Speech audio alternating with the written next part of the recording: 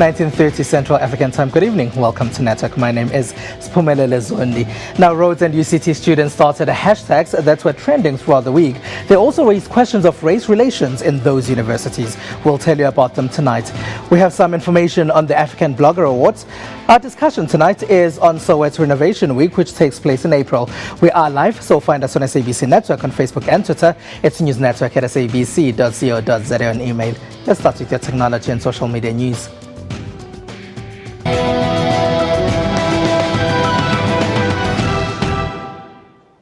This past week, we're once again reminded of the power of the Twitter hashtag. For years, university students at two top South African universities have been calling for a lasting solution to racial transformation on campuses. To date, good race relations remain elusive in South Africa, but three hashtags calling for the removal of a statue and the renaming of one of the universities could be just the solution. Here's Tile Kaswane with how has hashtags Rhodes Must Fall, Rhodes So White and Rhodes Let's Talk have rocked the universities of Cape Town and Rhodes. For much of the last week, three Twitter hashtags regarding Cecil John Rhodes and his legacy were trending throughout South Africa. Cecil John Rhodes was the 7th Prime Minister of the Cape Colony from 1890 to 1896.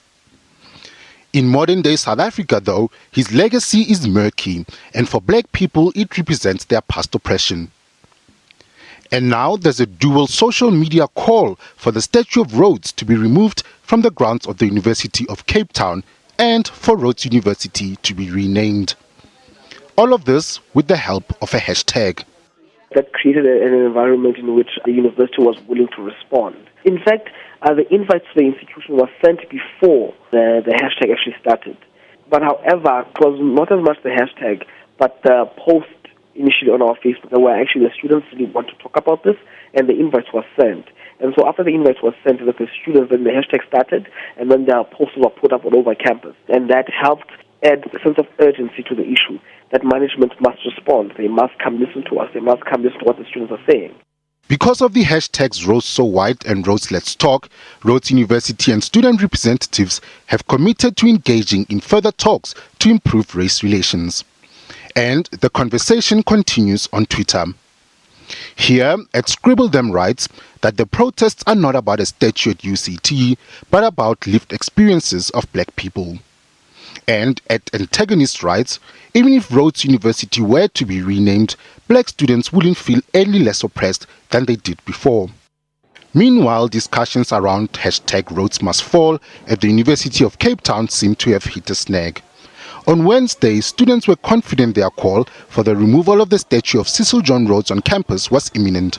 Black and white students came together and they made a very strong call, united in one thing, that the statue of Cecil John Rhodes must come down because it's a very divisive statue. And then since Thursday, on a Friday reports, the university changed its language drastically, and then it said to us, well, we will consider the removal of the statue. But on Friday, the university seemed to be backtracking. The students want a date to remove the statue. I've said no decision has been taken. I don't have the power to take the decision. The council of the university takes the decision, and we've called a special meeting of the council on the 15th of April. They may not make that decision. They may not agree with my recommendation. And what I'm trying to do over the next month is ensure that the various stakeholders on council have debated it and see if I can persuade them that the statue should move, not be removed, but moved. The conversation on the two campuses and in social media continues. Another way how social media can start conversations that go viral. We now live in the digital age, and in an effort to include underprivileged communities in this modern way of living and learning, Samsung Electronics, together with a Bright House and a social enterprise God Game, opened a solar-powered tech hub at Sunrise Secondary School in Diepsloot. Producer Lebusi Jake was there. Thanks to the power of modern technology, this big shipping container has been transformed into an iHub. This is a step towards the digital future for learners at Sunrise Secondary School in Diepsloot, northwest of Johannesburg. This hub is going to help us a lot as matriculants. We have so much work based on internet that we have to research. So I think it is going to help a lot because we'll be able to research without using cash on the internet cafes. Some homework they need internet, so at home they don't have like money to go to the internet. So at school you have hub, so I think it will help. Officially opened on Thursday, March 19th, this tech hub will not only be of service to the learners at the school, but it will also be opened to the community of Diepsloot. We are going to have a heavy copy machine that will make copies. Will even allow the community to come if they want a CV to be drawn for them. We have the project managers. There are 2 learners from a neighboring school that were trained by Bright House. Those learners are managing the hub. A collaborative of social enterprise God Game, Samsung Electronics and digital solutions company Bright House, the Tech Hub is aimed at enhancing the digital skills level of people in Diepsloot and enables them the opportunity to be active players in the digital ecosystem. What we've done here is we've played the most recent Samsung tablets in there. We've got connectivity 10 meg plus so that people can stream. They can actually go in Skype inside of this unit. They can interact with businesses, Kasi to business and business to Kasi. So we bring in the solar power generator, we bring in some of the products like tablets and so on, just to make sure that the kids here, that as you can see, using refurbished classrooms and so on, that now they can also have access to quality education through quality infrastructure. The gadgets will be safely kept inside the hard-shelled container, heavily guarded by surveillance cameras inside and out, a security measure taken by headers of this project. Last year, the African Blogger Awards had a lot of interest from all over the continent. They're back again and they are looking for entries. Bloggers across Africa work tirelessly to give people free information about how they view this continent. There are those that keep governments in check. Some, like Ethiopia's Zone 9 bloggers, can end up in prison for writing about their governments. The Zone 9 bloggers have been behind bars for close to a year now. There are also bloggers who keep the world informed on entertainment issues. These include South African-based Pravida that keeps people informed on the latest fashion trends and Africa's celebrity culture. People are now running online because they are not finding what they want on print. I love print. Many of these bloggers often work for very little reward. They use their spare time and resources to update us on content we wouldn't otherwise have. But now they can get some recognition with the African Blogger Awards. We want to acknowledge not just their personality and their brand, but the content that they then generate for the audience that they talk to. They are in their second year, and last year they received over 500 entries. We engaged with influencers and bloggers from last year's awards that had entered from Kenya, Nigeria, Tanzania, Ghana, to get them to talk about it. So we actually engaged with them. They then talked to their audience, and that drove a lot more awareness. So we've seen entries now for from 19 African countries already. Entries close 9 April, and details are available on the awards website. As we continue to celebrate women who are making waves in the tech space, this International Women's Month, in the next insert, we find out about 22-year-old Somali Leila Khalif. A day at the Soweto offices. At the helm of the staff table is 22-year-old Leila Khalif. Leila is one of the co-founders as well as the chief executive officer of the startup, an online errands platform targeting diaspora Kenyans. Leila is an international relations graduate. She stumbled on technology last year when she decided to start the business. I used to always look for ways to make extra money from school to, so that I have that extra pocket money with me. So in primary, I used to sell candy. In high school, I used to sell also chocolates and, maybe success cards and stuff like that. Then in university, I got into baking. Soweto loosely translates to task it to us. Using the platform, a client is able to delegate and track from their computers any errand tasked to the company. Since inception in August last year, they have carried out hundreds of tasks. Remittances account for the bulk of Kenya's foreign exchange earnings. Soweto is cashing on that, hoping to help those in the diaspora invest their money back home safely. She co-founded the company with a former classmate at the university. She remembers her fears on learning that the success of the business would depend on technology, but determined not to quit, she dove right into it. I find myself even wanting to learn more, take online classes on coding and different things so that I can know exactly what is going into my business. The main source of revenue for the company is service charge. A client pays a minimum of $5 for a task, and the tasks vary from delivery of gifts, household shopping on behalf of clients, or huge tasks like getting a house built on behalf of a client. Trust is their key selling point, as every transaction is carried out online. Even if they get those trustees to do those tasks on their behalf, they've been conned out of their life savings. People have been sent fake pictures of their houses being built or, land that was bought for them. And when they come back home, they realize that there's nothing to show for their hard work. So we thought, why not become that institution whereby, there's trust and transparency, and they can easily, get their investments dreams realized here. Being a young Somali woman in a technology-related business has not been easy for Leila. I constantly feel the need to prove that us Muslim Somali women, yes, we can play these roles as business people, as entrepreneurs, but then now that light is not shed on that part. When it comes to business, I don't look at the gender. It's the idea, it's the business, how we're going to move on to the next level. The vote of confidence from her business partner and the NILAB, the startups accelerator that incubated them and gave Soweto the seed capital, Leila is dreaming big. She hopes to tap into the East African diaspora in 5 years. Sarah Kimani, SABC Network, Kenya. Brilliant African women who are doing great things. Now, after the break, we'll talk about Soweto Innovation Week. It's SABC Network on Facebook and Twitter. Stay with us.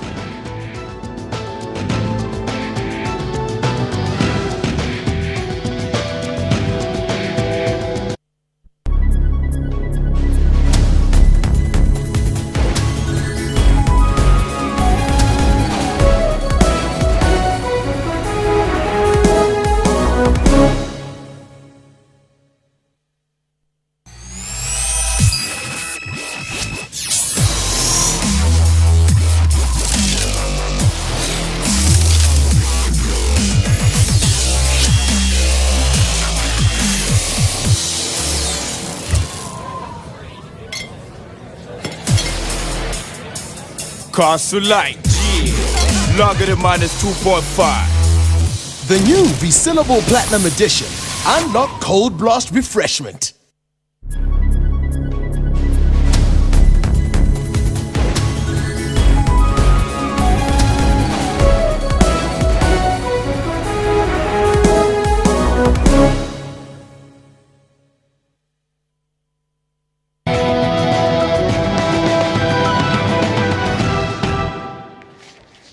Welcome back. It's SABC Network on Facebook and Twitter.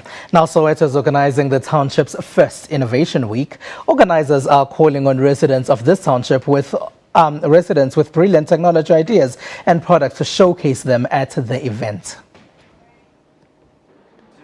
Technology innovation can come from any place, like how Dr. Shiko Kitao came up with the idea of a job search mobile phone application Ummeli when she spent time in the Cape Town township of Khayelitsha. Now, organizers of Soweto Innovation Week want to showcase similar ideas that come from the Johannesburg township. This is all with the aim of creating a platform whereby Sowetans are able to create new products, new services and solutions, amongst other things. The event will take place here at the Soweto Theatre, and exhibiting is free. There will be a conference as well where ideas will be shared, but entry to that will cost a fee. An influence of young innovators, young entrepreneurs, local business. We're looking at corporate companies that will be here, that will have an interest in what is currently coming out of Soweto. One of the speakers will be Frans Uoster. He is from the International Bureau of Understanding. I'm going to talk about digital entrepreneurship. I think that in South Africa there's a huge problem of entrepreneurship, and mostly digital, because people don't know how to use their cell phones to create a form of income for them, or income stream. Soweto Innovation Week takes place between 8 and 10 April. And joining us in studio for a discussion about Soweto Innovation Week is Sthembiso Kagaza.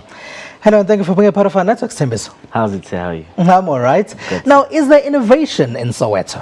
There is quite, and I'd want to say before, and there's so many young, talented young people out there in Soweto who have brilliant job and who have designed brilliant ideas, who have came up with different type of innovation. So we are bringing the platform for those innovators to come and showcase their talent. Is that the only reason? Why did you decide that you must host a Soweto Innovation Week? Okay. As the three organizations, we have collaborated. We have been going around doing research about the schools around Soweto. So we find like most of the people don't know about a lot of information, especially the ICT space side, and also understanding the one that's called, hence South Africa is changing from analog to digital.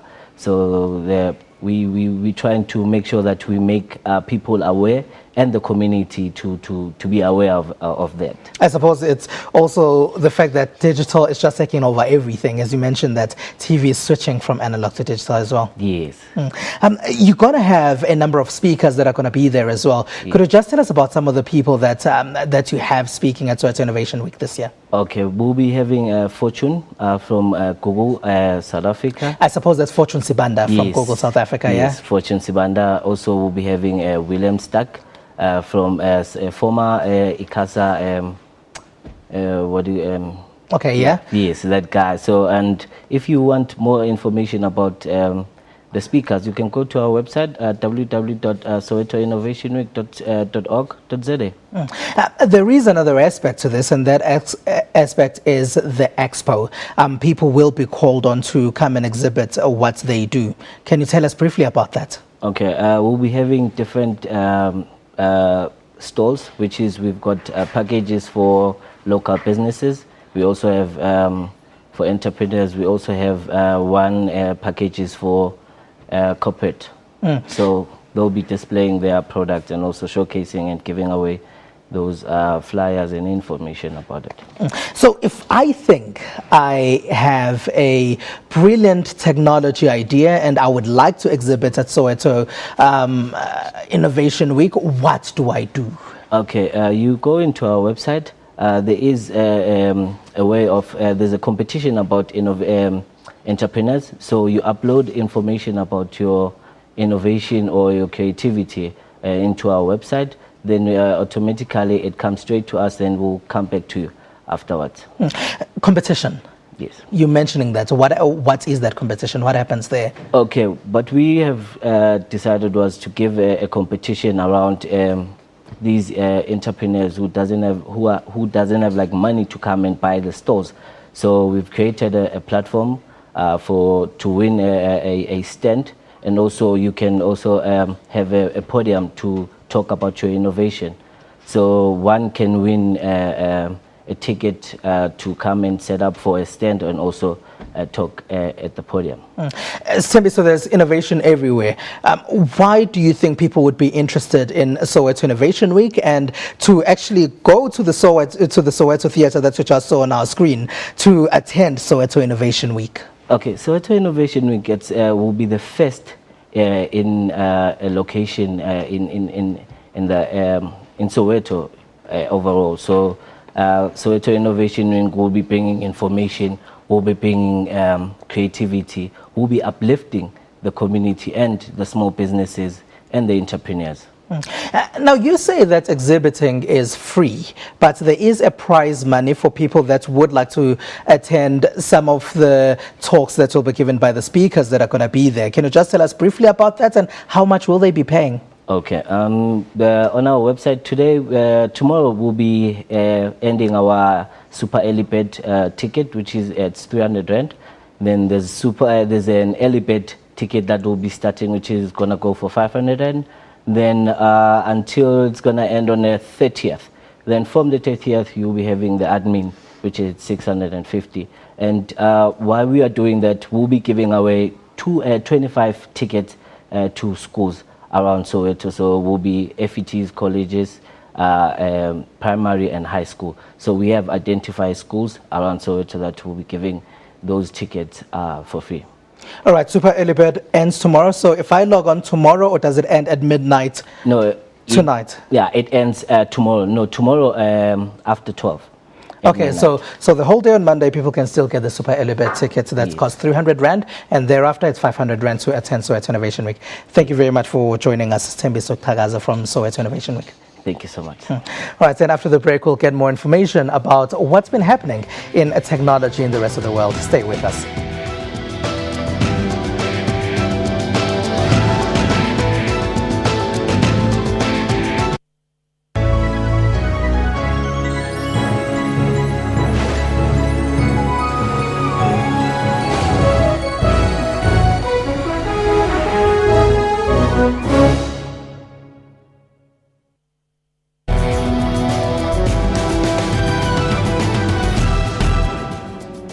Healthy food is not always the cheapest food option.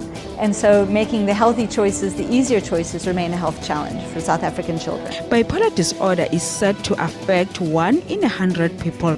Low back pain, the most common spinal disorder, affects about 8 out of 10 people at some point in their lives. Back pain persists for more than a week or two.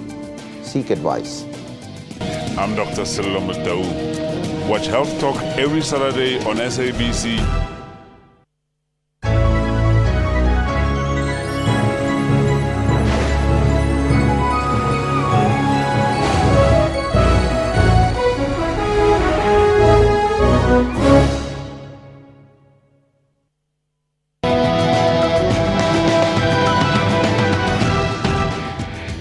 It's SABC Network on Facebook and Twitter. Now let's take a look at some of the big tech stories from the rest of the world. Facebook has clarified its new rules that ban certain content from its social network. Prohibited content include controversial posts such as support for violent militant groups and nudity. This could also mean that the tech giant will receive less requests for user information by governments. Facebook has said that it's recorded a slight increase in government requests for account data in the second half of 2014. The bottom line is, to some extent, the big social media operators, places like Google, Facebook, Twitter, they are kind of the world's first transnational private intelligence communities. And all the real intelligence communities, the government, police agencies, now want access to their data. It seems as though the dream of having Amazon packages delivered to you by drone may one day become a reality. That's if you live in America. US federal regulators have approved the test flight of a delivery drone. The FAA says it has issued Amazon an airworthiness certificate to a prototype unit and drone. It will allow test flights on private rural land in Washington state. Swiss luxury jeweler and watchmaker Bulgari has unveiled its first intelligent watch. The watch, called the Bulgari Diagonal Magnesium watch, is fitted with a microchip and near-field communication technology which unlocks doors and gives access to confidential information contained in the user's personal info, such as passwords and credit card details. The YZK is developed for Bulgari, a specific microchip which is embedded into the watch, and this is encrypted, and it's a personal encryption. So each Bulgari owner has a unique encryption number which will open an application where all the data are stored in an encrypted way, and then they can be backed up on the cloud, which is also encrypted. Chinese online store Alibaba has announced new face recognition features on its payment method. You can just smile at your device and the payment of whatever you are purchasing will go through. But many online shoppers are wondering how secure a smile can be online. Now here's what some people have been sharing in social media. South Africans in social media were commemorating Human Rights Day yesterday. While to some, the day was for celebrations, others used social networks to hold human rights discussions. There were those who had discussions about the reburial of freedom fighter J.B. Marks, which took place today. Marks died in Russia in 1972. In Namibia, people were commemorating the country's 25 years of independence yesterday. It coincided with the inauguration of new President Hage Geingob. That's all we have for you. We leave you with the viral video of what is currently the most famous sign language interpreter in the world. Tommy Krang has found internet fame after a virtuoso performance at the Swedish Eurovision Song Contest. His animated sign renditions of some of the songs have become a big hit in social media. You can find us on SABC Network on Facebook and Twitter, News Network at sabc.co.za, and email from me and the rest of the team. Bye-bye.